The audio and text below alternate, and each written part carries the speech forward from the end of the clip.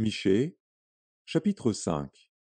Et toi, Bethléem Ephrata, petite entre les milliers de Juda, de toi sortira pour moi celui qui dominera sur Israël, et dont l'origine remonte aux temps anciens, au jour de l'éternité.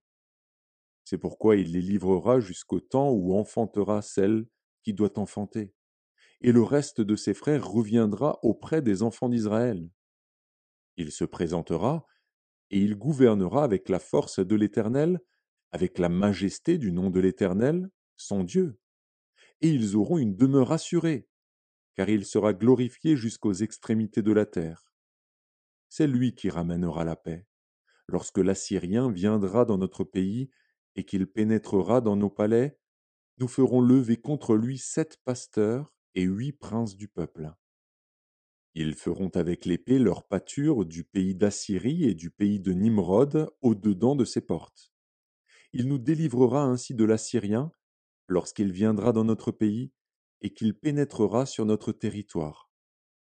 Le reste de Jacob sera au milieu des peuples nombreux comme une rosée qui vient de l'Éternel, comme des gouttes d'eau sur l'herbe.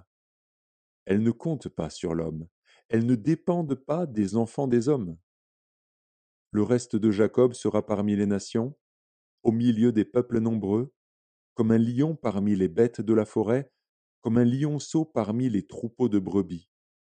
Lorsqu'il passe, il foule et déchire, et personne ne délivre. Que ta main se lève sur tes adversaires, et que tous tes ennemis soient exterminés. En ce jour-là, dit l'Éternel, j'exterminerai du milieu de toi tes chevaux, et je détruirai tes chars. J'exterminerai les villes de ton pays, et je renverserai toutes tes forteresses. J'exterminerai de ta main les enchantements, et tu n'auras plus de magicien. J'exterminerai du milieu de toi tes idoles et tes statues, et tu ne te prosterneras plus devant l'ouvrage de tes mains. J'exterminerai du milieu de toi tes idoles d'Astarté, et je détruirai tes villes.